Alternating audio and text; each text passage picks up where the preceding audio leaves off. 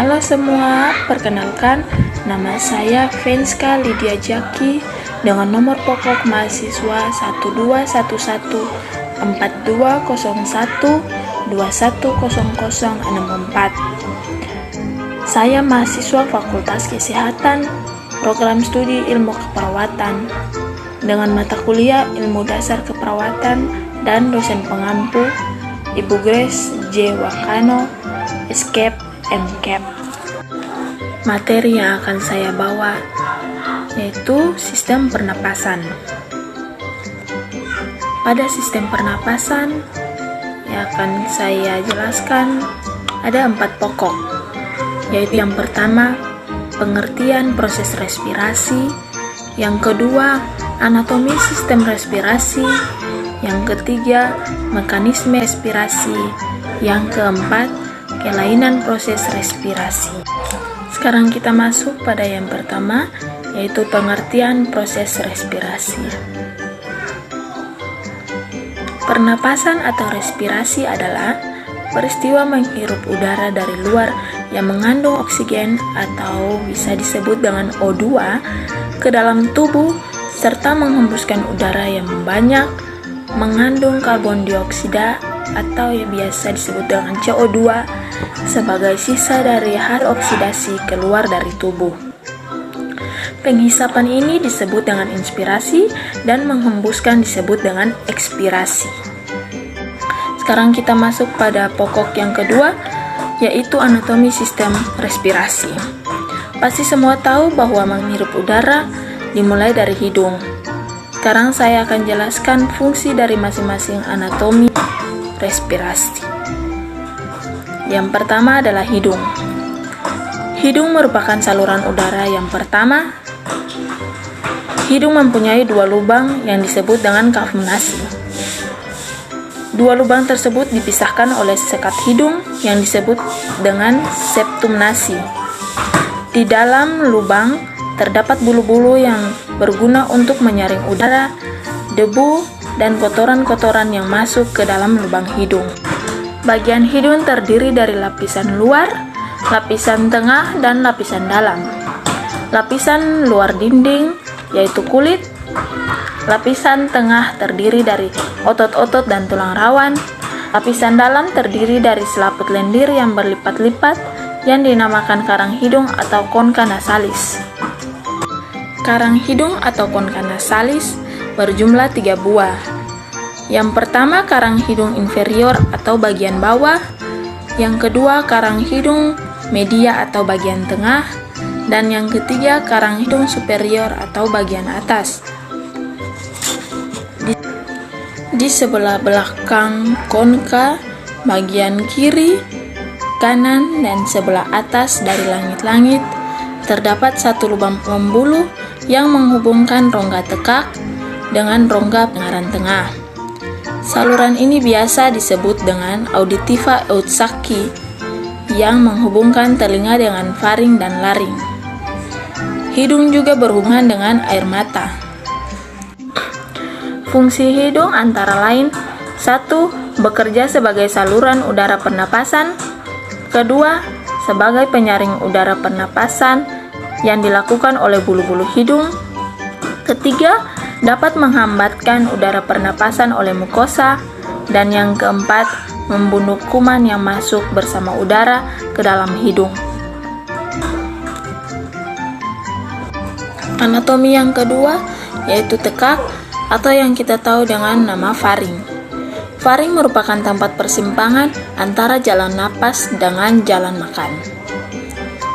Faring terdapat di bawah dasar tengkorak, di belakang rongga hidung, dan mulut sebelah depan tulang leher.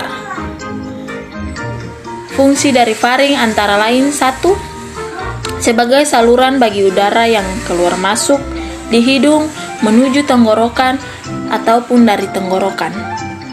Yang kedua, faring berperan dalam pencernaan dan pernapasan. Dan yang ketiga, faring sebagai saluran alat pencernaan yang membawa makanan dari rongga mulut hingga ke esofagus. Anatomi yang ketiga yaitu laring.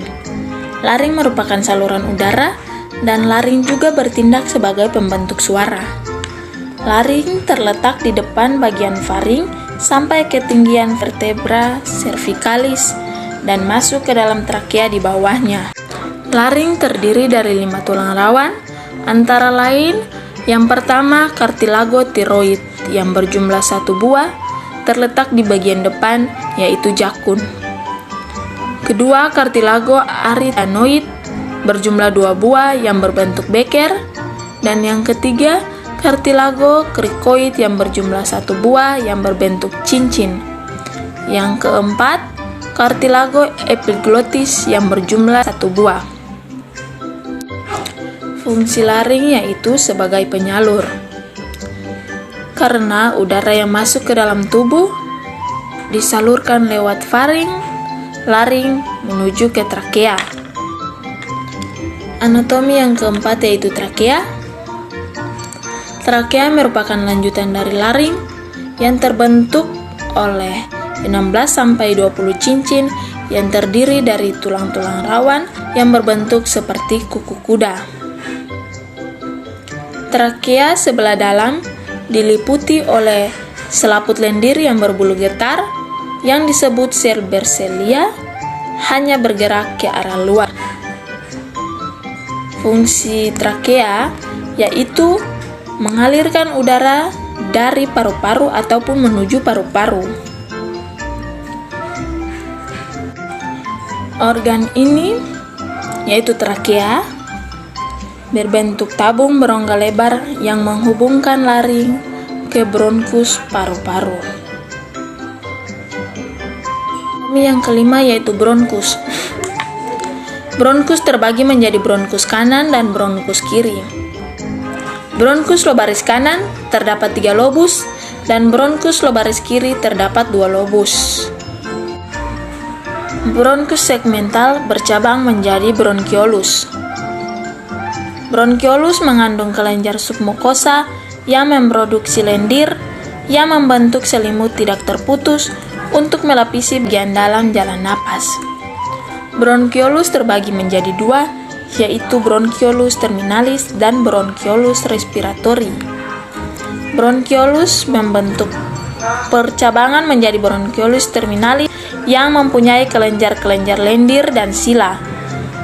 Selanjutnya bronkiolus respiratori.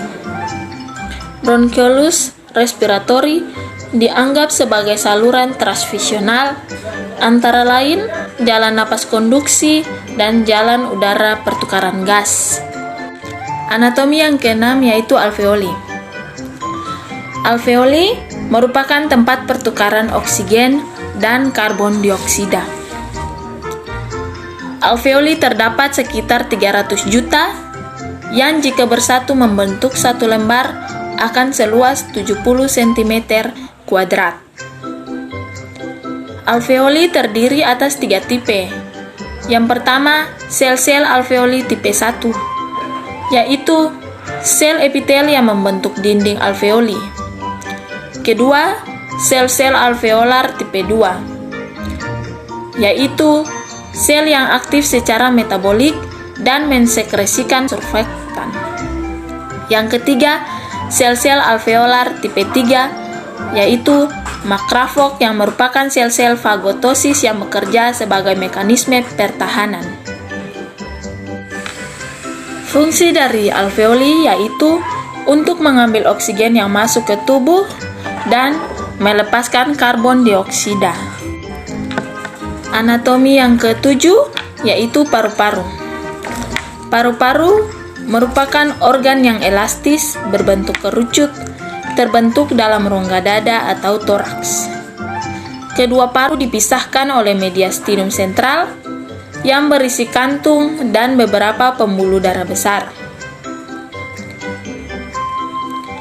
Fungsi dari paru-paru yaitu untuk menukar oksigen dari udara dengan karbon dioksida. Anatomi yang ke-8 atau yang terakhir yaitu pleura. Pleura merupakan lapisan tipis yang mengandung kolagen dari jaringan elastis. Fungsi pleura adalah sebagai pelumas dan membantu mengurangi gesekan saat bernapas. Sekarang pokok yang ketiga, yaitu mekanisme respirasi. Jenis dan mekanisme respirasi. Yang pertama, pernapasan dada. Pernapasan dada merupakan pernapasan yang melibatkan otot antar tulang. Fase inspirasi dari pernapasan dada berupa kontraksi otot antar tulang rusuk sehingga rongga-rongga dada membesar. Akibatnya, tekanan dalam rongga dada menjadi lebih kecil daripada tekanan luar, hingga udara yang kaya akan oksigen masuk ke dalam tubuh. Selanjutnya, fase ekspirasi pada pernapasan dada. Fase ini merupakan fase relaksasi atau kembalinya otot antar tulang rusuk ke posisi semula yang diikuti oleh tulang rusuk sehingga rongga dada menjadi kecil. Yang kedua, pernapasan perut. Pernapasan perut merupakan pernapasan yang mekanismenya melibatkan otot-otot diafragma yang membatasi rongga perut dan rongga dada. Yang ketiga, volume udara pernapasan. Dalam keadaan normal, udara paru-paru manusia mencapai 4.500 cc. Udara ini dikenal sebagai kapasitas total udara pernapasan manusia. 4. Pertukaran O2 dan CO2 dalam pernapasan. Jumlah oksigen yang diambil melalui udara pernapasan tergantung pada kebutuhan, dan hal tersebut biasanya dipengaruhi oleh jenis pekerjaan, ukuran tubuh, serta jumlah maupun jenis bahan makanan yang dimakan dalam keadaan biasa.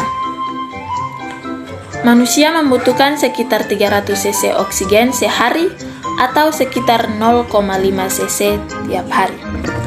Pokok yang keempat atau yang terakhir yaitu kelainan proses respirasi. Kelainan proses respirasi ada 3 macam penyakit, yaitu pertama influenza atau flu, yang kedua asma atau sesak napas, dan yang ketiga tuberkulosis atau disebut dengan TBC. Yang keempat, macam peradangan. Ada 5 peradangan, yaitu rinitis, faringitis, laringitis, bronkitis, dan sinusitis.